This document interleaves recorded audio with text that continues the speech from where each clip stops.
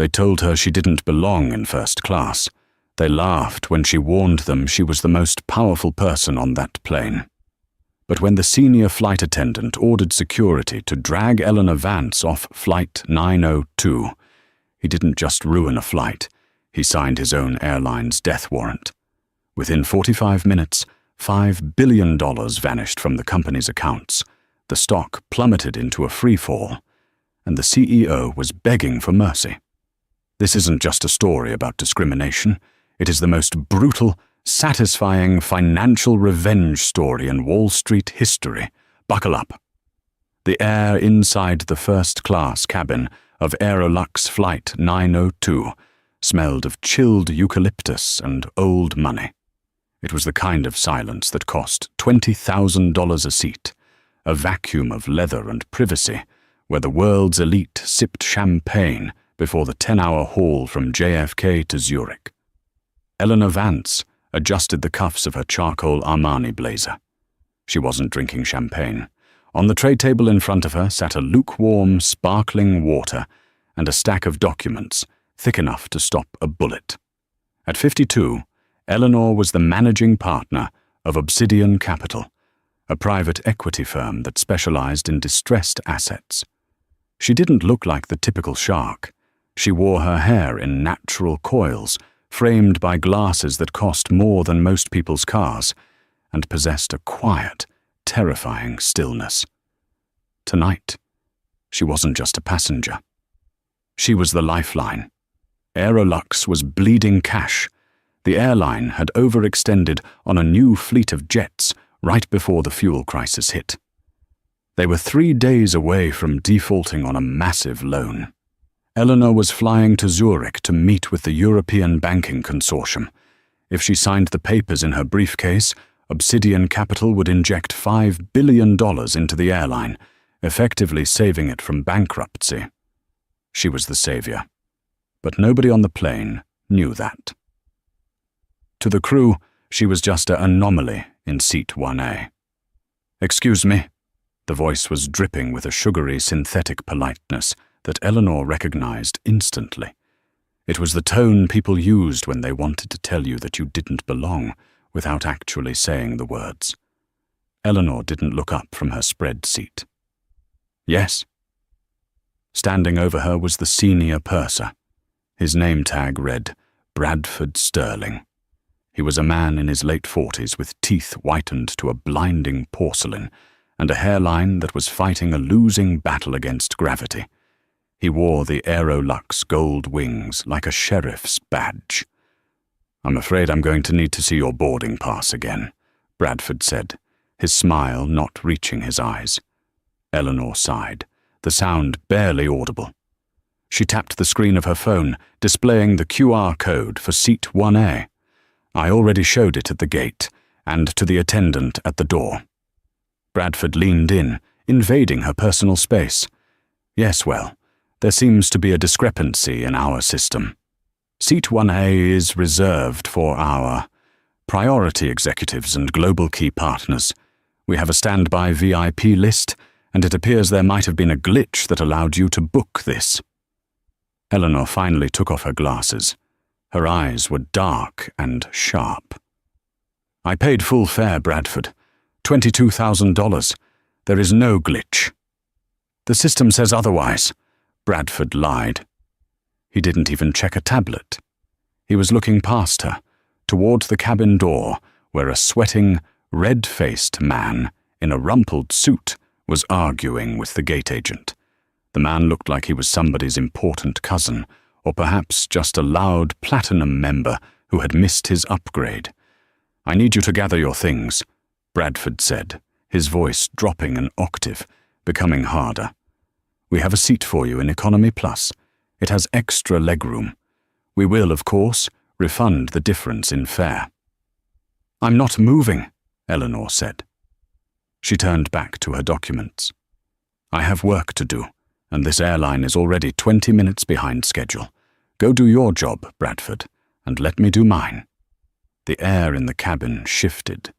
The other passengers, mostly older white men in bespoke suits, pretended not to listen. But the rustling of newspapers stopped. Bradford's face flushed a blotchy crimson. He wasn't used to being dismissed. In his metal tube in the sky, he was God.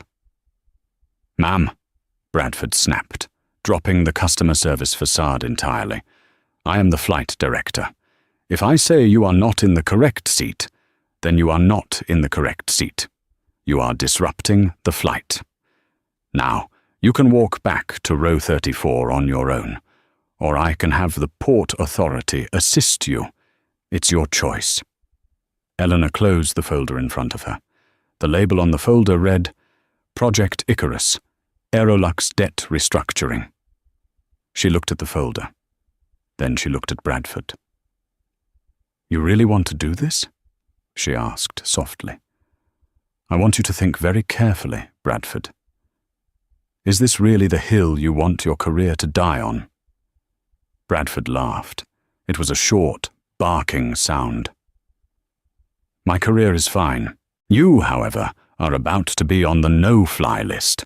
Security." He waved to the jet bridge. Eleanor didn't yell. She didn't scream. She simply reached into her purse, pulled out her phone, and sent a single text message to her partner, Silas Gray, back in New York.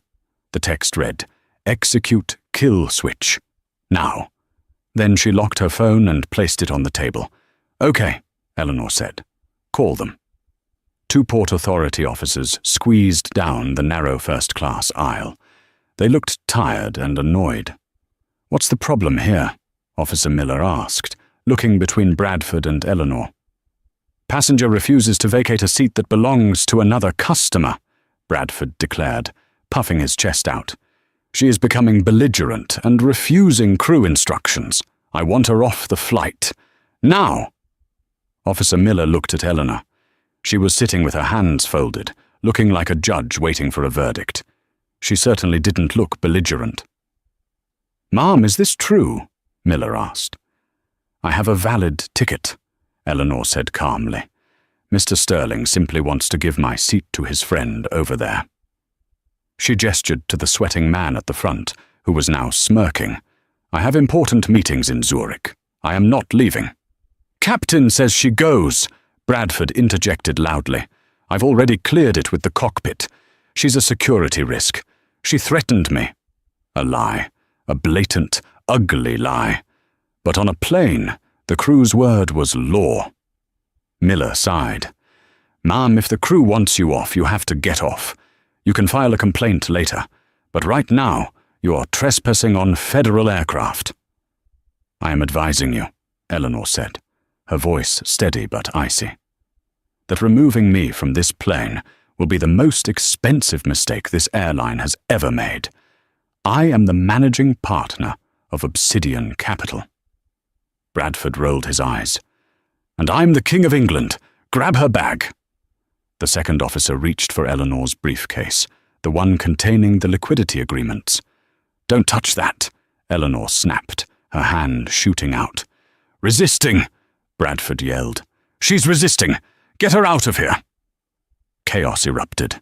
The officers grabbed Eleanor by the arms. She didn't fight back physically. She knew better. But she went dead weight. They had to haul her up. Her blazer bunched up. Her glasses slid down her nose. "You're making a mistake," Eleanor said, looking directly into a cell phone camera. Across the aisle, a young tech entrepreneur named Leo had his iPhone out, recording everything. He knew exactly who Eleanor Vance was. He had pitched to her 6 months ago. He couldn't believe what he was seeing. "That's Eleanor Vance," Leo shouted. "Do you guys know what you're doing? She owns half the city." "Sit down, sir, or you're next," Bradford screamed, pointing a shaking finger at Leo. They dragged her. They literally dragged Eleanor Vance, a woman who controlled a portfolio worth $40 billion, down the aisle of a Boeing 777 like a sack of potatoes. Her heels scraped against the carpet. Her blouse tore slightly at the shoulder. As they passed the galley, Bradford leaned in, a sneer plastered on his face. "Enjoy the bus, sweetheart. Maybe you can buy a ticket you can actually afford next time." They hauled her onto the jet bridge and dumped her there. The heavy cabin door slammed shut, sealing the fate of everyone on board. Eleanor stood up. She brushed the dust off her knees. She adjusted her glasses. She didn't cry. The time for emotion had passed. Now was the time for math. She picked up her phone. Silas had replied. Kill switch initiated. Board is being notified. Funding pulled. Short position taken. We are going nuclear. Eleanor typed back. Burn it down. Inside the plane, Bradford Sterling was high-fiving the sweating man who now occupied seat 1A. Sorry about the trouble, Mr. Henderson. We like to keep the cabin exclusive. Bradford walked to the intercom, picked up the handset, and announced, Ladies and gentlemen, we apologize for the delay caused by a disruptive passenger. We are now cleared for departure. Sit back, relax, and enjoy the hospitality of Aerolux. The engines roared to life. Flight 902 began to taxi. Bradford thought the problem was left behind on the tarmac. He didn't know that the problem was traveling at the speed of light through fiber-optic cables, heading straight for the New York Stock Exchange. While Flight 902 was climbing to 30,000 feet, Eleanor Vance was sitting in the back of a black Escalade, watching the world burn from her iPad. She wasn't going to Zurich. There was no point. The deal was dead. The video Leo had taken went live on Twitter, X, 7 minutes after the cabin door closed. By the time the plane reached cruising altitude, it had 2 million views. The hashtag #ArfBoycottAerolux was trending #1 globally. But Eleanor wasn't interested in social media clout. She was interested in the throat of the company. At the Obsidian Capital headquarters in Manhattan, the war room was active. Silas Gray, a man with a jaw like an anvil and a heart made of cold ledger entries, was barking orders at a team of 20 analysts. "Pull the term sheet," Silas yelled.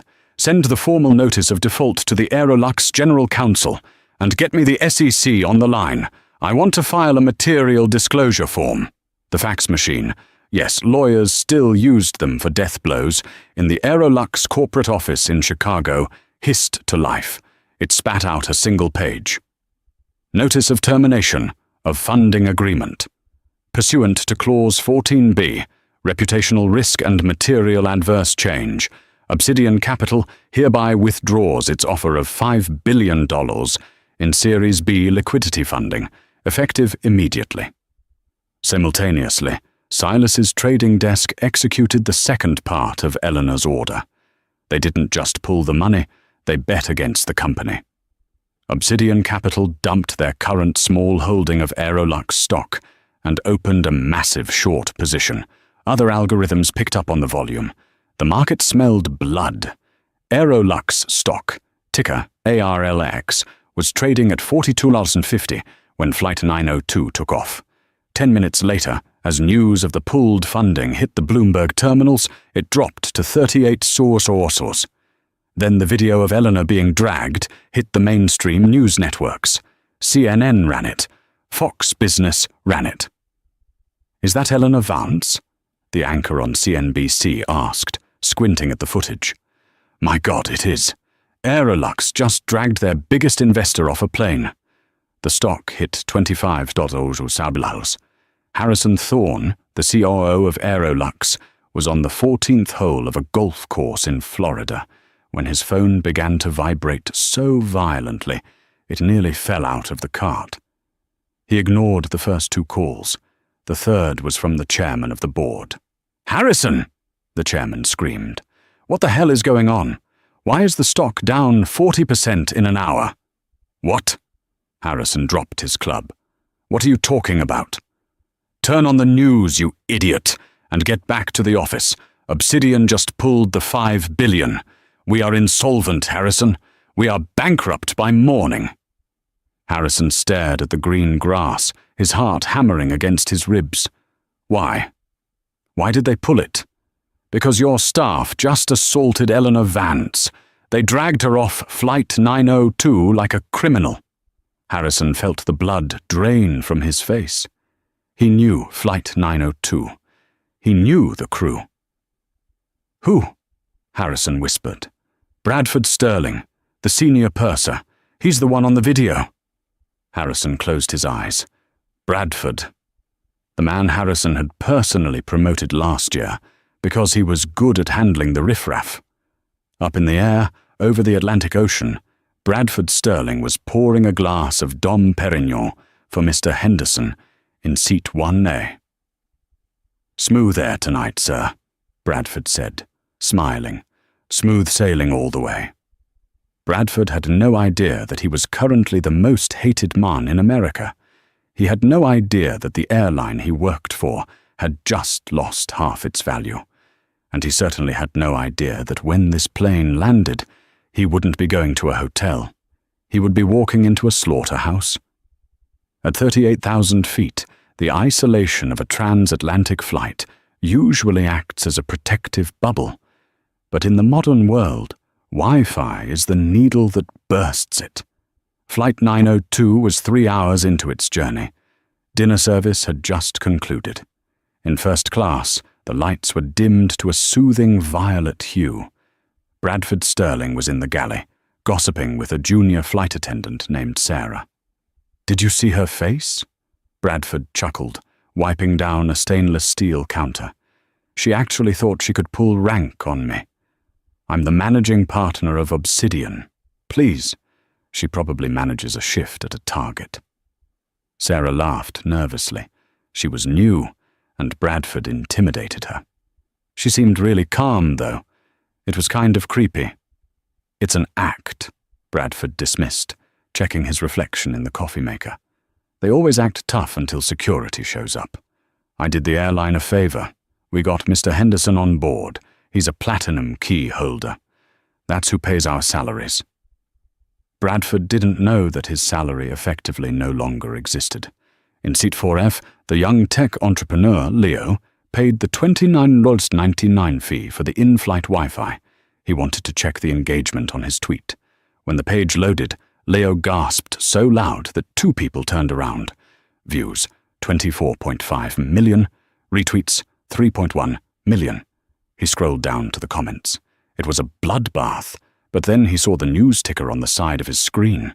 Breaking, Aerolux, ARLX, halts trading after 65% plunge. Liquidity deal collapses following viral video of investor assault. Leo looked up. He looked at the galley curtain where Bradford was whistling a tune. He felt a strange mixture of horror and excitement. He stood up and walked to the galley. "Excuse me," Leo said.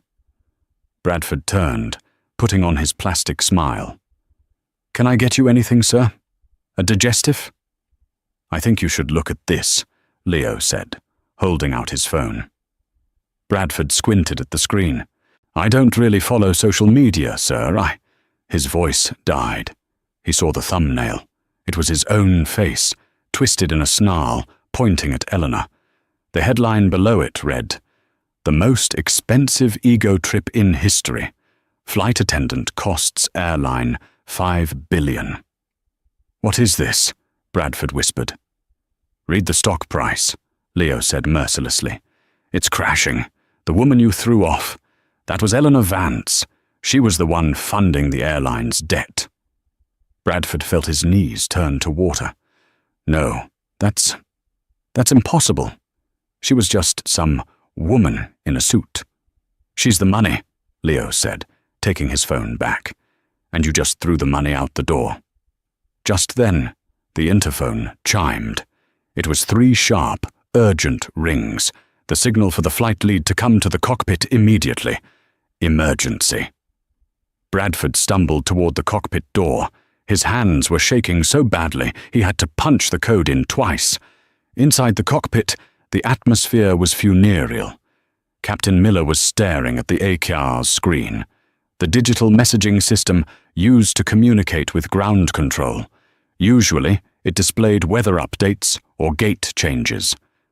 Now, it displayed a message from Aerolux Operations Command in Chicago. From Ops Director to Flight 902 Cockpit Priority. Critical message. Confirm location of Senior Purser, Bradford Sterling, Advise him he is relieved of duty immediately. He is to touch nothing. He is to speak to no one. Upon landing Zurich, law enforcement will board. Do not engage with passengers regarding stock crash." Captain Miller turned in his seat. He looked at Bradford with pure disgust. "You idiot," Miller said. It wasn't a shout. It was a low growl of resentment. "Do you have any idea what you've done?" "Skipper, Bradford stammered. "She was non-compliant. I followed protocol. You threw the CEO of Obsidian Capital off my plane." Miller slammed his hand on the console. "Ops just messaged me. The financing deal is dead. The company is filing for Chapter 11 bankruptcy protection in the morning.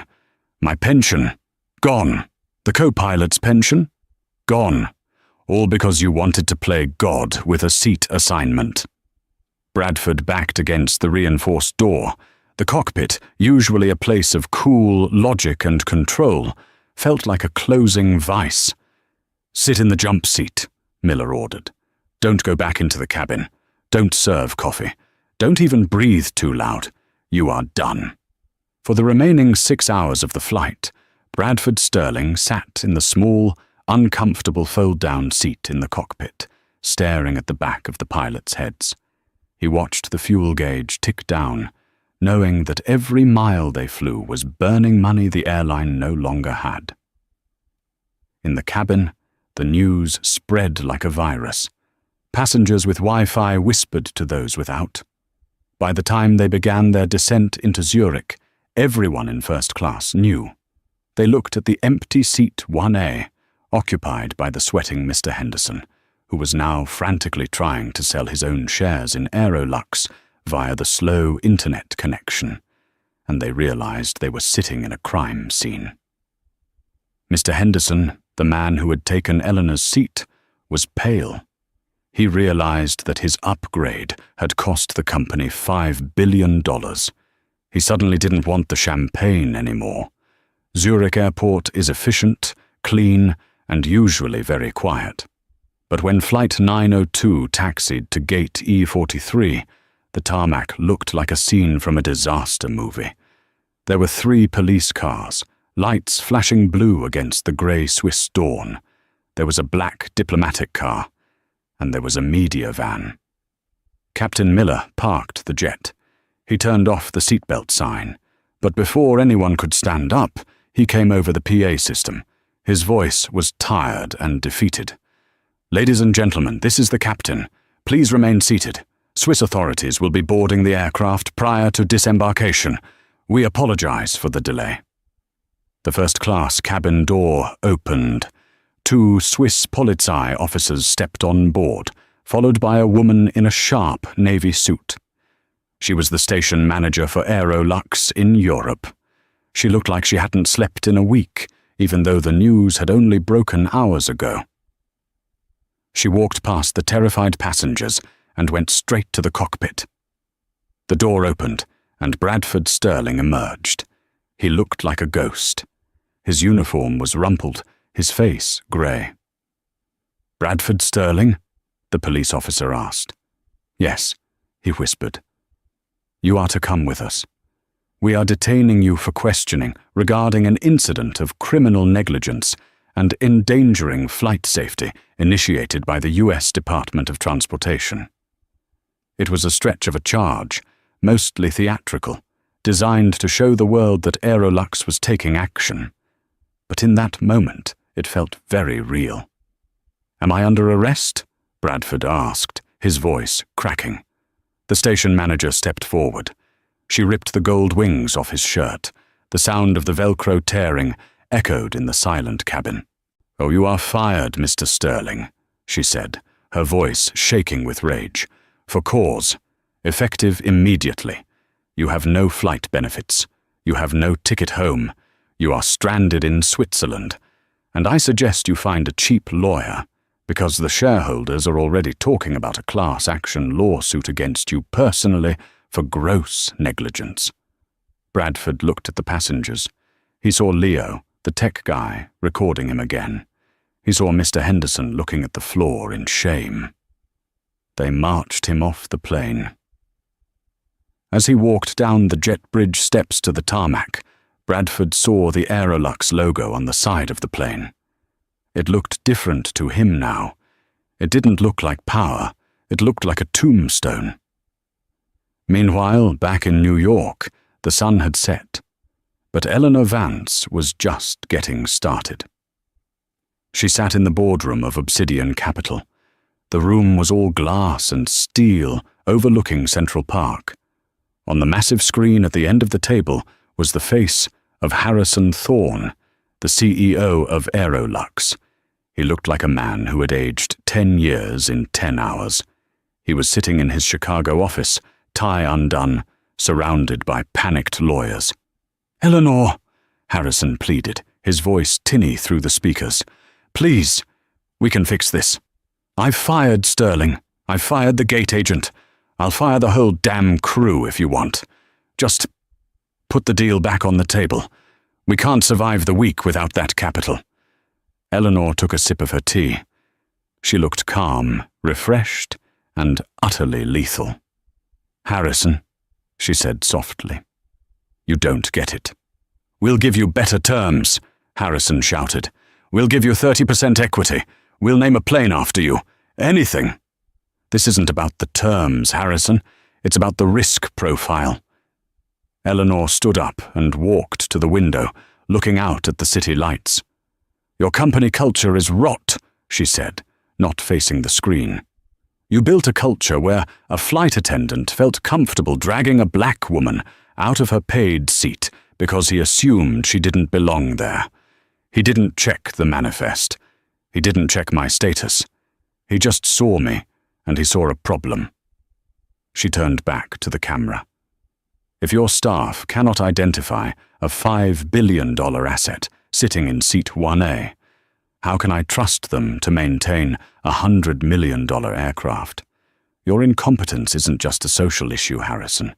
It's a structural liability, and I don't invest in liabilities." "Eleanor, please, think of the employees, the pilots, the mechanics." "I am thinking of them," Eleanor said, "which is why my team is currently drafting a proposal to buy your assets, the planes, the slots, the hangars, out of bankruptcy court. We'll strip the brand, fire management, and rehire the operational staff under a new company, a company that knows how to treat people." Harrison went silent. He realized what was happening. She wasn't just killing his company. She was preparing to feast on the carcass. "You're going to bankrupt us on purpose? Just to buy us cheap?"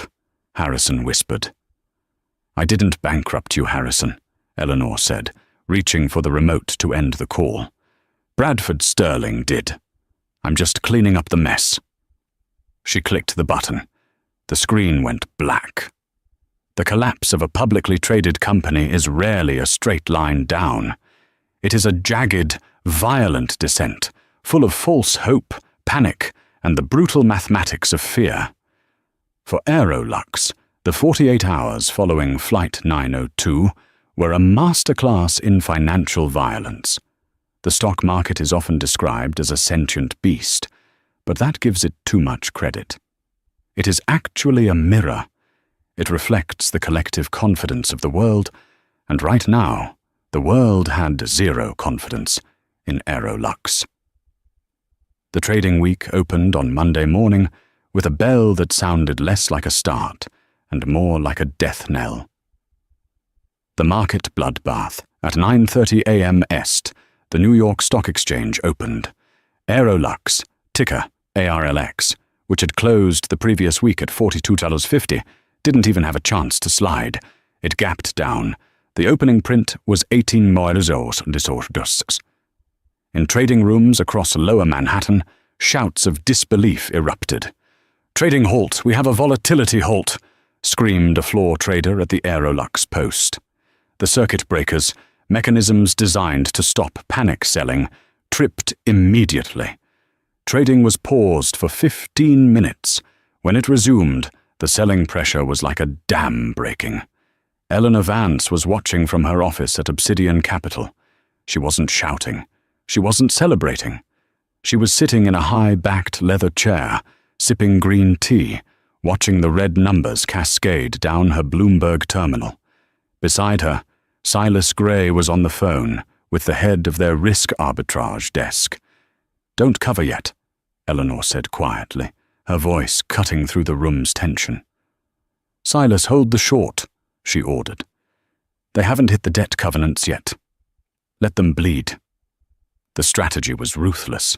By pulling the $5 billion funding package, Obsidian hadn't just removed a safety net. They had triggered a clause in Aerolux's existing loans with other banks. It was a cross-default. Because Aerolux lost the Obsidian deal, they were technically in default on their bonds with JP Morgan and Citibank. By 11 a.m., the stock was at $12 a By noon, the rating agencies made their move. Moody's downgraded Aerolux's corporate debt from BBB, investment grade, to CCC, or junk. This was the kill shot. Pension funds and insurance companies are often legally required to hold only investment-grade assets. When the rating dropped to junk, these massive institutional investors were forced, by their own charters, to sell the stock immediately. Hundreds of millions of shares flooded the market. There were no buyers, only sellers. The human cost, while the numbers flashed red on Wall Street, the reality on the ground was far uglier. At JFK, O'Hare, and Heathrow, the chaos was palpable. Rumors of bankruptcy had spread to the fuel suppliers and catering companies. At Terminal 4 in JFK, the catering trucks simply didn't show up. The drivers had been told by their dispatchers, "Don't load the meals. Their credit is no good." Passengers on Flight 405 to Tokyo sat on the tarmac for 3 hours, waiting for food that would never arrive. Finally, the pilot came on the intercom, his voice cracking. "Folks, we're being told we can't fly. We don't have fuel clearance." But the epicenter of the misery was in Zurich, where Bradford Sterling was beginning to understand the magnitude of his mistake. Bradford had spent the night in a cheap hostel near the train station. The Aerolux station manager had confiscated his company ID and cancelled his corporate credit card. He had tried to check into the Marriott, where the crew usually stayed, but his card was declined. He sat in the hostel lobby, wearing a hoodie he had bought at a tourist shop to cover his uniform shirt. He was watching CNN International on a mounted TV. The headline was relentless: "Aerolux in freefall. The most expensive ego trip in history." They played the clip again. The dragging, the screaming, his face twisted in a sneer of petty authority. Bradford's phone buzzed. It was a text from Sarah, the junior flight attendant who had been working the galley with him. "Sarah, they just fired me, Brad. All of us. The whole crew from 902. They said we were complicit in a PR disaster. I have rent due. I hate you. I literally hate you." Bradford stared at the screen.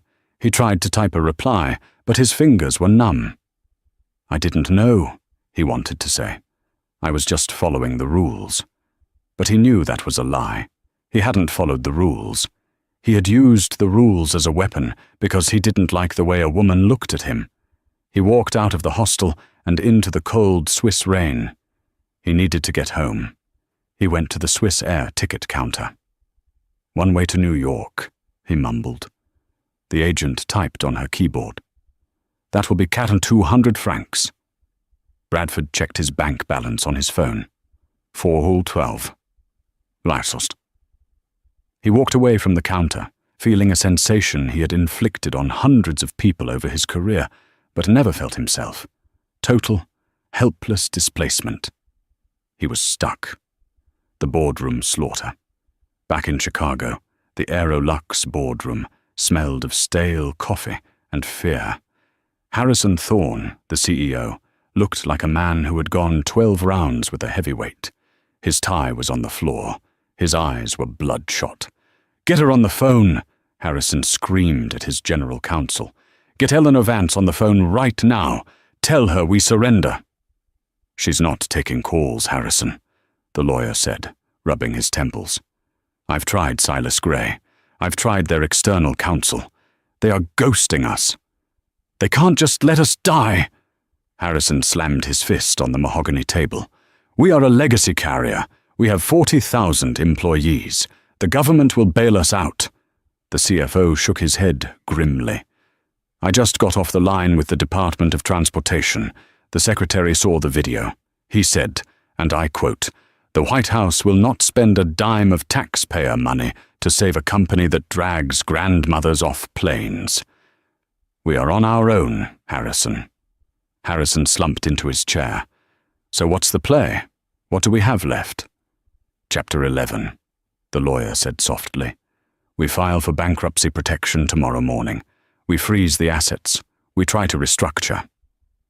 And my equity, Harrison whispered. My stock options? The CFO didn't answer. He didn't have to. The stock was currently trading at $3.50. Harrison's options, once worth $40 million, were now worth less than the paper they were printed on.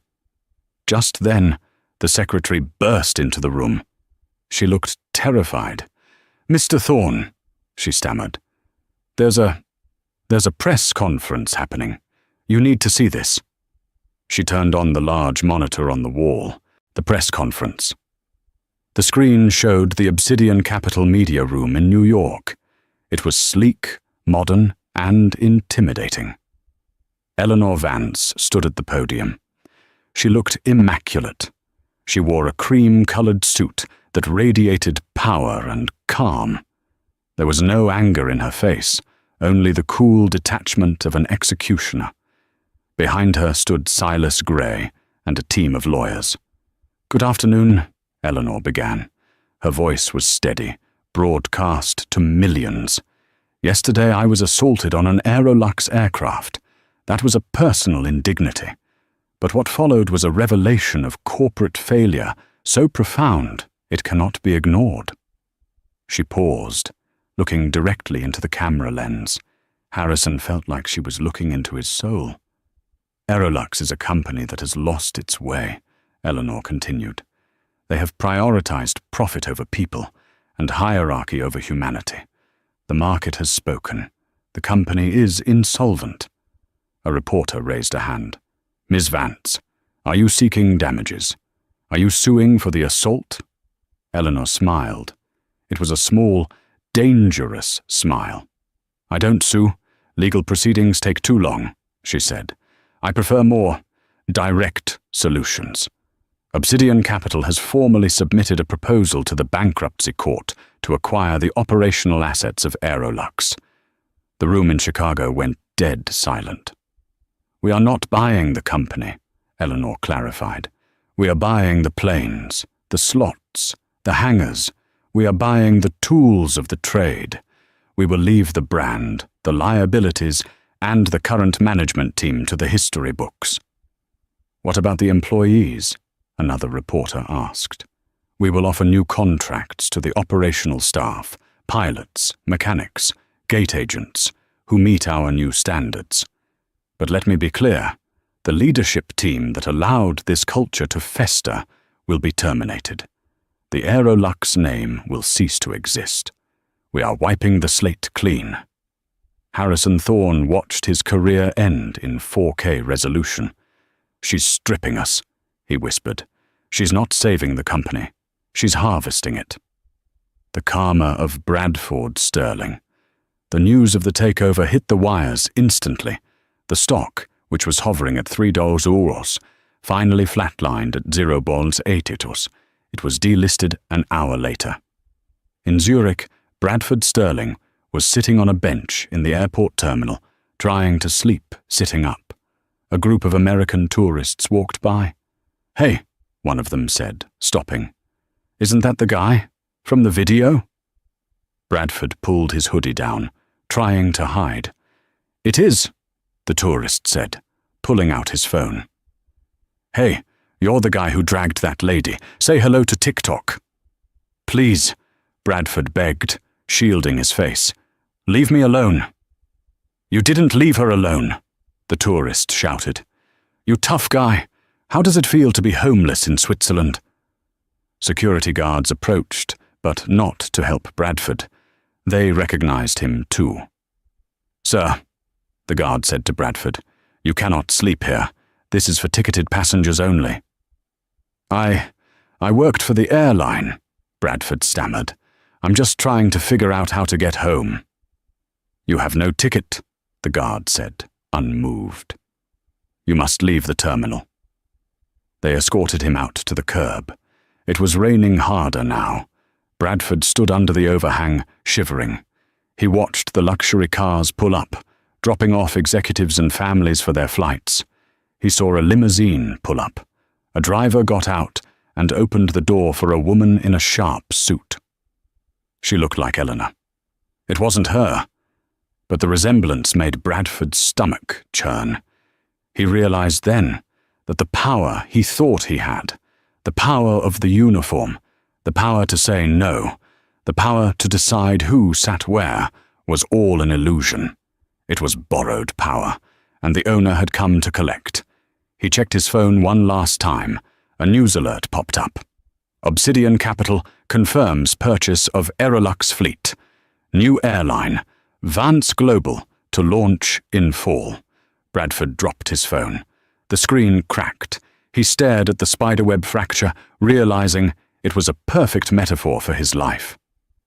The final twist of the knife. Back in New York, the sun had set. Eleanor sat in the quiet of the boardroom. Silas Gray walked in, holding a bottle of vintage champagne. "It's done," Silas said. "The bankruptcy judge signed the order. We own the fleet. We own the slots. Harrison Thorne has agreed to resign effective immediately to avoid a fraud investigation." "And the purchase price?" Eleanor asked. 17 cents on the dollar. Silas grinned. "We bought a $5 billion airline for roughly $850 million, and considering we made that much shorting the stock, we essentially got it for free." Eleanor took the glass of champagne. She walked to the window. "What about the crew from Flight 902? She asked. "We sent the offer letters to the pilots and the junior attendants," Silas said. "They accepted. They're good people who were led by bad managers." "And Sterling?" Silas paused. "He's still in Zurich. He reached out to our HR department, begging for a flight home. He said he's willing to work in the mailroom if we just fly him back." Eleanor took a sip of the champagne. It was cold and crisp. "Deny the request," she said softly. Silas looked surprised. "Leave him there?"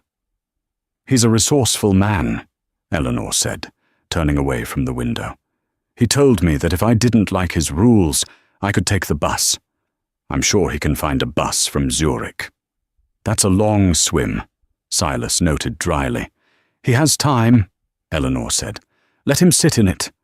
Let him understand that when you dehumanize someone, you lose your own humanity in the process. He can come home when he finds a way to pay for it himself." She set the glass down. "Now," she said, her eyes brightening with a new fire. "Let's talk about the new livery. I want the gold on the tail fin to be brighter. I want them to see us coming from 10 miles away." The takeover was complete. The giant had fallen, slain not by a sword, but by a signature. And on the ashes of Aerolux, the phoenix was already spreading its wings, painted in the colors of vengeance and victory. The death of a multi-billion-dollar corporation is rarely quiet. It is a cacophony of lawsuits, frantic creditors, and the gnashing of teeth by shareholders who saw their retirement funds evaporate overnight. But for Eleanor Vance, the death of Aerolux was not a funeral. It was a harvest. In the 6 months following the incident on Flight 902, the legal and financial dismantling of the airline was brutal, efficient, and total. Eleanor's firm, Obsidian Capital, didn't just walk away. They circled back. Because Eleanor had shorted the stock before the news went global, Obsidian made a profit of $850 million in 3 days as Aerolux crashed to zero. It was one of the most savage and brilliant maneuvers in Wall Street history. She had essentially paid herself to destroy them. But she wasn't done. She took that $850 million, leveraged it with her original liquidity pool, and walked into the bankruptcy court in Delaware with a checkbook and a smile. She bought the entire Aerolux fleet, 140 Boeing and Airbus jets, the hangars, the gate slots at Heathrow, JFK, and Tokyo for 17 cents on the dollar. She didn't buy the company. She bought the bones. She left the debts, the lawsuits, and the toxic management contracts behind in the rotting corpse of the old entity. She was building something new. The re-education of an industry.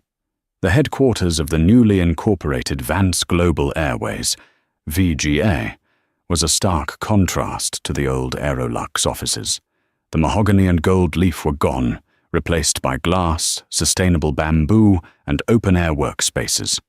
Eleanor stood on a catwalk overlooking the main hangar at JFK.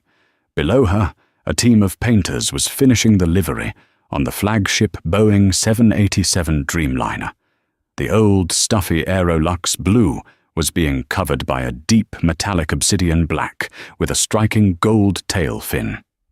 Beside her stood Silas Gray, her partner, and the new VP of Customer Experience, a woman named Dr. Aris Thorne, no relation to the former CEO, a former sociology professor and hospitality expert. "The training modules are complete, Eleanor," Dr. Thorne said, handing her a tablet. "We've completely scrapped the old compliance model. The new protocol is called Dignity First.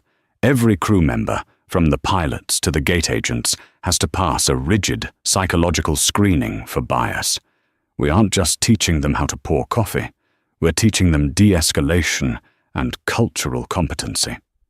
"And the old crew?" Eleanor asked, her eyes fixed on the gold tail fin. "We invited the rank and file back," Silas answered. "The mechanics, the baggage handlers, the junior attendants who were just following orders. They kept their seniority and got a 15% raise. But the management?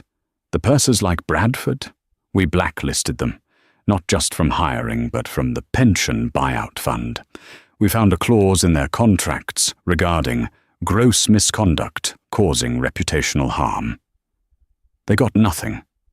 Eleanor nodded. "Good. Poverty teaches humility." She wasn't being cruel. She was being practical. The culture of arrogance that Bradford Sterling represented was a cancer.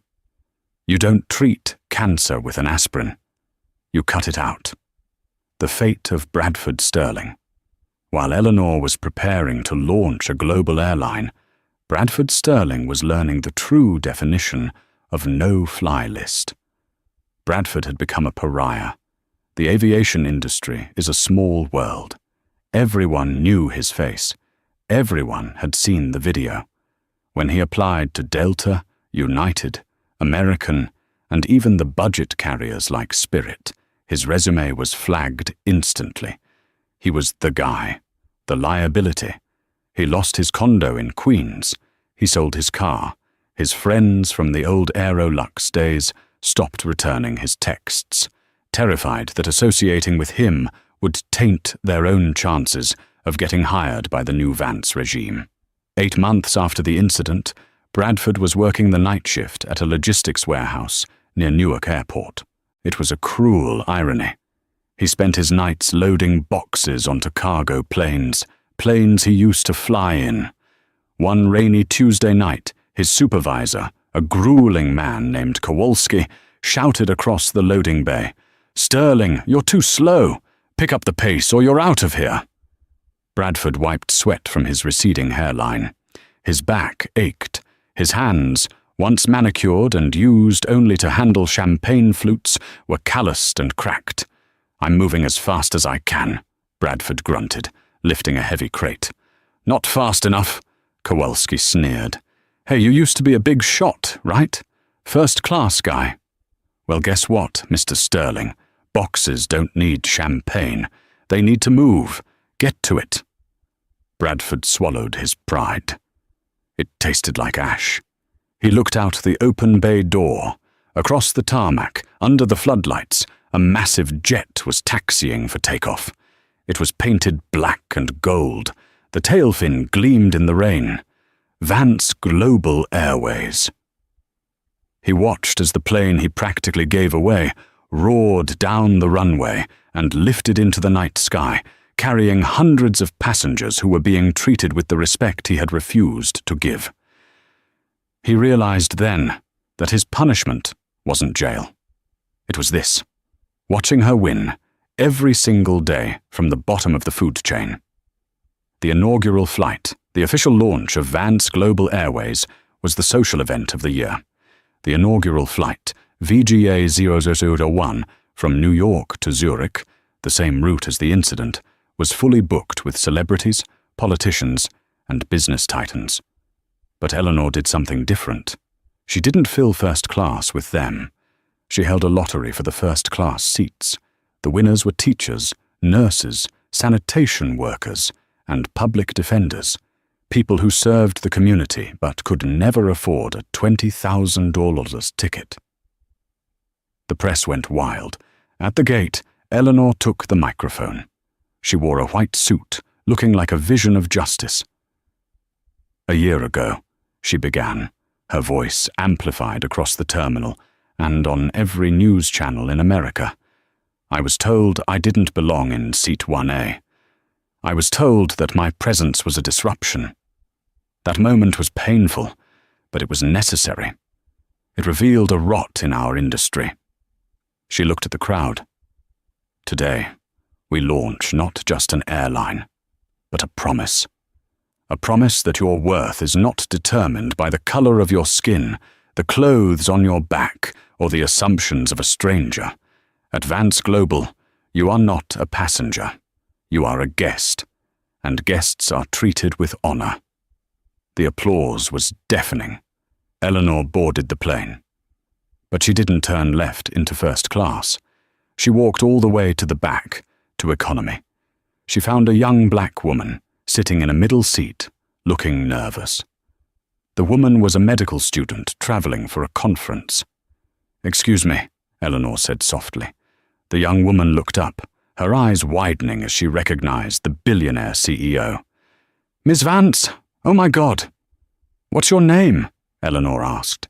Maya Brooks." "Maya," Eleanor smiled. "I think there's been a glitch. You're in the wrong seat." Maya froze. The echo of the past hung in the air. People nearby stopped breathing. Then Eleanor pulled a boarding pass from her pocket. "Seat 1A. "I believe this belongs to you," Eleanor said. "The Wi-Fi is faster up front, and you have studying to do." Tears welled in Maya's eyes. "Are you serious?" "Dead serious." "Go on. I'll take the middle seat. I have some reading to catch up on, and I prefer the company back here." As Maya walked to the front of the plane, treated like a queen by the smiling flight attendants, the passengers in economy erupted into cheers. Leo, the tech entrepreneur who had filmed the original incident, was there again, invited personally by Eleanor. He filmed this moment too. The final ledger, the flight to Zurich, was flawless. The stock of the new Vance Global Airways, ticker VGA, IPO'd the next morning.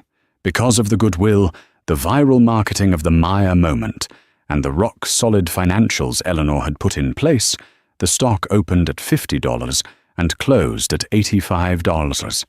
Obsidian Capital's stake in the new airline was now worth $12 billion. Eleanor Vance had turned a moment of humiliation into a $7 billion profit.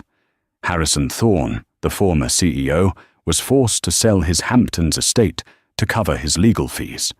He moved to a small condo in Florida and spent his days arguing with strangers on the internet who mocked him.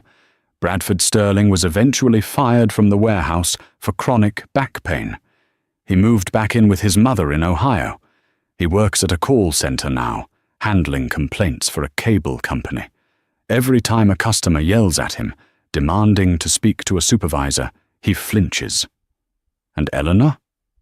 2 weeks after the launch, she sat in her office in Manhattan. The sun was setting, casting long shadows over the city. Her assistant knocked on the door. "Ms. Vance, the delegation from the United Nations is here to discuss the global transport contract. Send them in," Eleanor said. She stood up and walked to the window. Far above the city, she saw a speck of gold and black banking over the Hudson River. One of her jets. She touched the glass. She remembered the feeling of the carpet burn on her arms as they dragged her. She remembered the humiliation. But she didn't feel anger anymore. Anger is inefficient.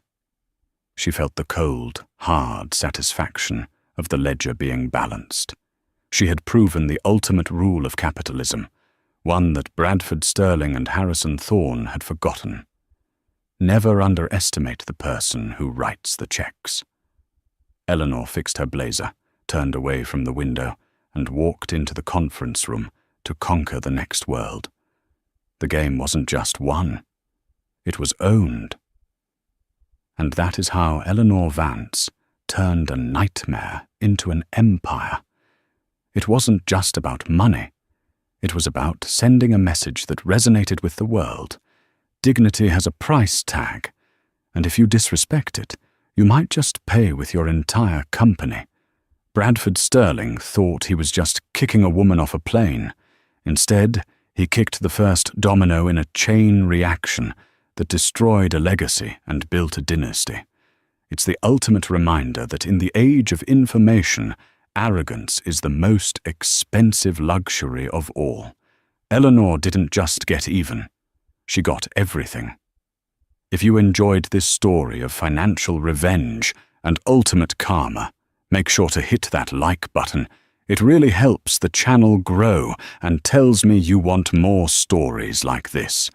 Did you think Eleanor went too far? Or did Bradford get exactly what he deserved? I want to hear your take in the comments below. And if you haven't already, smash that subscribe button and ring the notification bell so you never miss an upload. I'll see you in the next video with another story of justice served cold. Thanks for watching.